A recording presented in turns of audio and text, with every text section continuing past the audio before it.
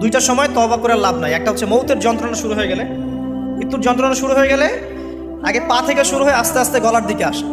হাদিসে যেমনটা এসেছে, সূরা ওয়াকিয়ার মধ্যেও আছে যে পায়ের দিক থেকে যন্ত্রণা শুরু হয়ে আস্তে আস্তে আস্তে আস্তে এই গলার দিকে আসে, এবং আত্মাটা গলার এখানে যখন চলে আসে, এখান থেকে মালাকুল মউত আত্মাটাকে নিয়ে চলে যায়। এবং চোখ দিয়ে তাকিয়ে থাকে মানুষ, রুহটা চলে গেলে মানুষ চোখ দিয়ে তাকিয়ে থাকে। দেখবেন এই কারণে মৃত ব্যক্তি তাকিয়ে থাকে, চোখ খোলা থাকে। এবং তখন আসমান থেকে সিঁড়ি নামিয়ে দেওয়া হয়, ওই সিঁড়িতে করে আত্মা চলে যাচ্ছে, ও তাকিয়ে দেখে যে আত্মা চলে যাচ্ছে।